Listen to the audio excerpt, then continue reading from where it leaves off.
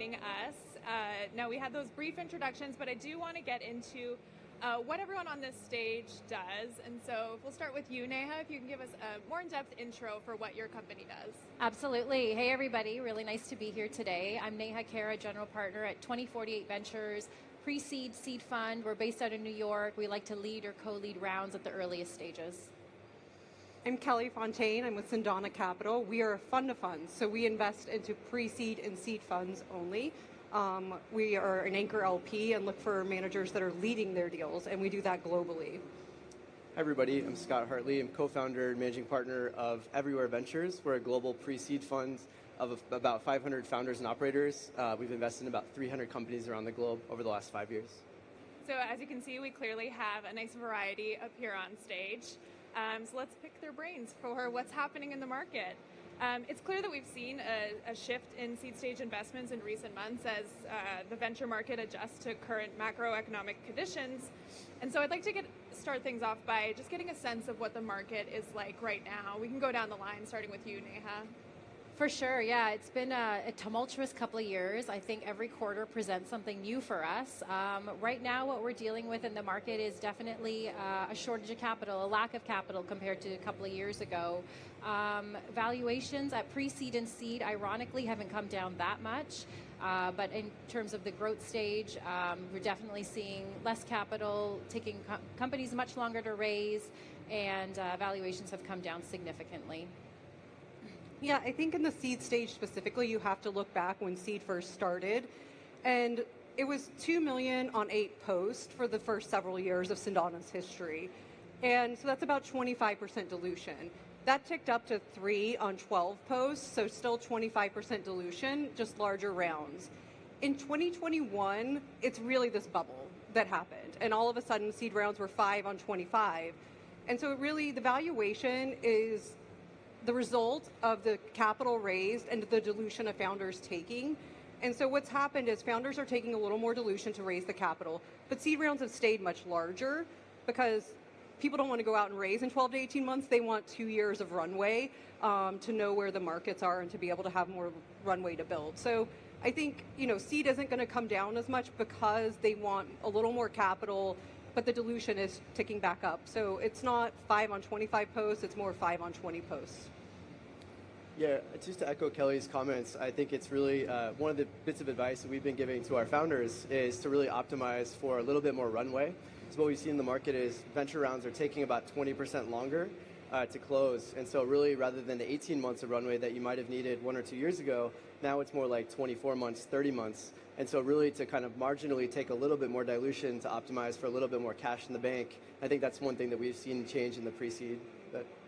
Yeah, Scott, on the change in runway, when you're talking to founders or hearing pitches from them, what are you telling them about that change in timelines that we're seeing right now? I think a lot of it, and I'd love to hear the comments from Kelly and others on the panel, but I think, the capital stack is obviously affected by public markets, by LPs, GPs raising from LPs, GPs thinking about time to deploy the capital that they have, and elongating the timelines where they're investing that capital. So whereas we might have had a 2-year deployment window on a fundraise, maybe now it's a 3-year deployment window, which means that the urgency of closing deals is taking a bit longer. And so kind of that macro effect of lots of funds sort of not closing the deal on Friday, but waiting for the next week, is a diminishment of term sheets, like a lack of demand, and then obviously a softening of valuation. So I think it has a lot to do with the whole capital stack, not just sort of one part of the funnel. Yeah, I think it's a overcorrection to the FOMO of 2021, right? So no diligence was done on deals. Now people really want to take their time on diligence. I think VCs with portfolios are spending a lot more time with their current companies and making sure the current companies are staying alive. So there's just not as much bandwidth to assess new deals. And then the new deals that they are assessing, there is fear. We have to admit, fear and greed play into the market. It played into the FOMO of 21, and fear is playing into the market now. The other fear that GPs have currently is having to go out and raise their next fund. So they're being very thoughtful about when they want to have to go back to their LPs in the market, what they're hearing from their LPs about fundraising. And so I think a lot of people raised a lot of capital. Can they raise that much again? We're seeing at the later stages, no. is that going to be true for the early stages? And so I think there is fear on all sides. Yeah. Yeah, I think one more comment to add is because of the markets today, it's not for the faint of heart. I mean, fundraising is becoming a little bit of a slog, even at the earliest stages. And so, I don't know, Scott, if you've seen this as well, but we're seeing a contraction in the number of founders that are actually coming out and willing to take the leap of faith and start companies. So, just less deal flow across the board.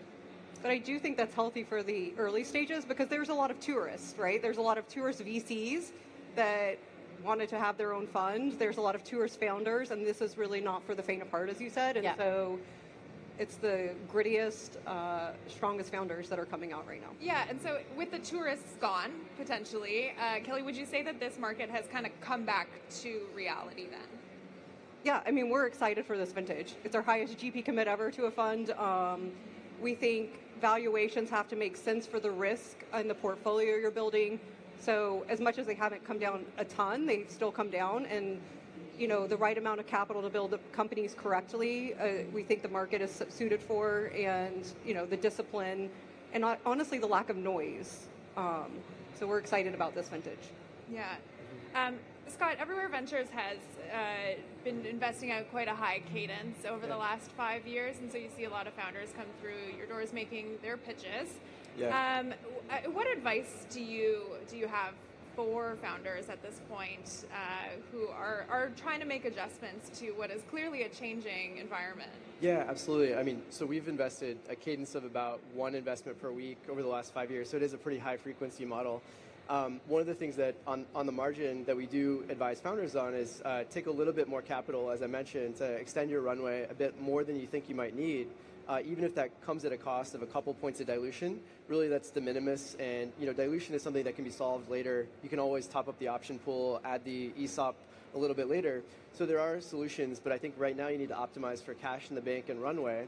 So that's one bit of advice that we're giving. The other kind of counterintuitive point is that we're actually starting to preference rounds that are slightly larger, even at higher prices.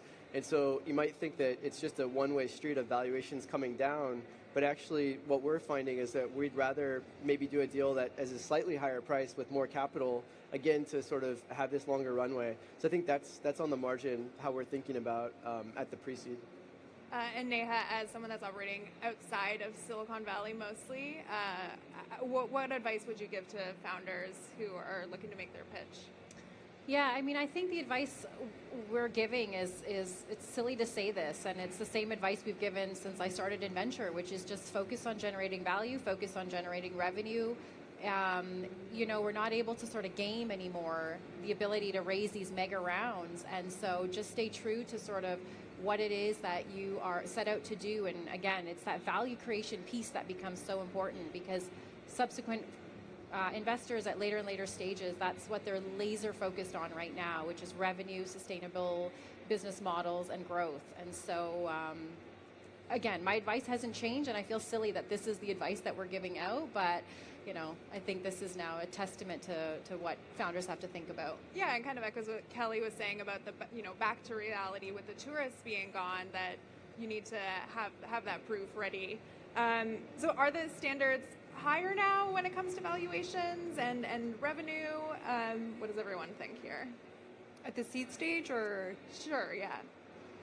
Again, I think that you're seeing pre-seed come back down. I think 2021 was just this bubble. If we remove that, it looks like a somewhat linear line to where we are. And so I think it's really a function, again, back to dilution and how much capital the company is raising. And so I think it's just back to parity of where it would have been on trajectory. So pre-seed rounds, you would prefer 2 million over $500,000 now, where it used to be $500,000 to $1 million. Seed is, you know, 3 to 5 rather than 2.5 to 3.5. So it's just slightly more capital with the dilution fixed on the valuation side. Right. And we're not feeling as pressured to rush in and make decisions and do deals. If we come across an interesting company and it's day zero and they're, you know, really trying to pull around together quickly, we will probably err on the side of, well, we'll wait. And guess what? Maybe we'll bump into you at your seat, or maybe we'll reach out to you in 12 months and see how things actually went. Whereas a year and a half to 2 years ago, we felt that pressure to, like, we got to make that decision today or we'll miss this. Yeah, FOMO was very real. It Yeah. was. The other thing I would add is that I think one thing that's changed in the last year is this ability to repitch vision or narrative, right? At the very, very early stage, you have one chance to kind of pitch vision, and then the second chance is to pitch traction. And I think over the last few years, there were maybe a second and third chance to kind of repitch the vision, and that's gone away a bit. So really on the runway that you have, you really need to establish the KPIs, the metrics, all the things that you need to kind of get to that next, if you follow the metaphor, kind of getting to the next bus stop. You need to have all the right things to get all the way to the bus stop, right? And I would say the area that this does not apply to is AI hype companies, so that's just a different field, and that's still there of the 2021 prices. So glad you brought that up because it seems like a big theme of this entire conference and just what's going on in the tech world right now is AI. So I thought we could talk about that right now. We already know, the big names that have emerged, but Kelly, I mean, what are you looking for when it comes to AI companies? So I think we focus on seed stage, so we need capital efficient businesses. And so obviously large language models, that's out. That will be funded by corporates. OpenAI is an example of that. Then you have the application layer, which there are interesting things coming out, but those are the ones that are priced very, very highly for very strong teams. But so that is a venture area investable interest. The application layer that we all see, that's the hardest part. And so our managers, obviously, that's what they can invest in, and it's exciting. You see 0 to 1.5 million of revenue in a month, but the sands are shifting under founders' feet, and that can easily change. An incumbent can release the same product and kill the company. And so I'd say, what we all see and is most visible is the application layer, but that is honestly one of the hardest areas to invest in. So it's really the infrastructure. Yeah. Neha, how have you been approaching? Yeah. Very similar to what Kelly's talking about. On the application layer side, we're actually spending more time with our existing growth portfolio companies to help them think about how to adopt some of those AI functionality. They've got the user base already. I think 10 times out of 10, they'll probably crush any upstart that's trying to come in to that space. Where we're more interested is in companies actually building new data sets that can then fuel AI, and then secondly, any infrastructure layers that can be used across any of the application companies. So that's kind of where we're looking, but it's definitely frothy, and I don't know, it's getting a little bit much. Yeah, Scott, how do you try to separate, the potential winners from, what's the real deal out here? Yeah, I mean, it's what's fascinating is, the more things change, the more they remain the same, right? And in a lot of ways, there's a debate in the 1950s at MIT about, is it AI or is it IA, artificial intelligence or intelligence amplification. And I think we're of the very optimistic belief that it's about intelligence amplification. So looking really at jobs that are made up of a constituent level of tasks, and where AI or IA can really optimize certain subsets of tasks. So we're really focused on lanes of work. So I would say like the legal lane. So really AI, I think, is an evolution of SaaS in a lot of ways. So as Kelly mentioned, it's much less about large language models and an infrastructure layer and more sort of vertical specific ways that we can optimize the workforce to be more efficient and to really amplify human skills. And so that's kind of what we're looking for. Yeah, and Scott, you've actually written a book about the kind of intersection between science and arts. How is that influencing how you're approaching investing in these companies? Yeah, I think the more that AI takes away the rote and routine tasks, the more it actually up-levels us to have to make these human-level decisions. We've all used ChatGPT, but the real hard thing is to ask the right questions, right? And so, if anything, it's training up these human skills. And so, we're really looking at that combination of tech and human solving kind of real vertical tasks. Right. Yeah. And I would say every company has some type of AI. If you're a SaaS company at this point, it should be somewhere on your roadmap. But I would say the one thing that isn't talked about as much is that, up to 50% of the code on GitHub is written by Copilot. And so if engineers can use AI to make themselves 50% more efficient, then that should take us, back in the day, seed was so expensive, or the first round was so expensive because you had to buy servers, right? Cloud changed venture investing and company trajectory because of that. And AI can change the way companies build and make them much more efficient at the early stages. Yeah, right. So it doesn't have to be, the company doesn't need to be necessarily focused on it, but could be using it in different ways to make it better. I think it's a great point, and I think it's sort of analogous to how we saw when cloud first came out. Companies that was what underpinned their individuality, were cloud-based. Now it's just table stakes. AI will eventually move towards that as well. Yeah. Okay, before we wrap up, I just want to go down the line here and maybe wrap things up with some advice for founders, or the key message that you want people to take away from this as potentially people in the audience go to try to make their pitches. Well, Scott, we'll start with you. Yeah, I think the biggest thing is focus on problems that you've experienced in your own life, right? I think really be authentic to yourself and focus on things that are a heart attack, not a headache, and really, pass the mom test, as it's called. Ask around and see if this really is truly a problem worth solving, and make sure that you're validating that with user research. And that's really, I think, phase one is just going after this. There's plenty of things to solve in the world, and making sure that what you're building is something that's truly needed, and venture capitalists will find you. I want to echo what Scott said. We're pitched a lot of funds, and it's like they just wanted to become a VC. Is there, founder market fit? Yeah. Is there GP market fit? Is this really a natural progression of your career? And is this what you should be doing with your time? It has to be authentic, and you can tell on the receiving end if it's authentic. And the thing I would add is that you can't time innovation. That's why people need to invest in venture over every vintage.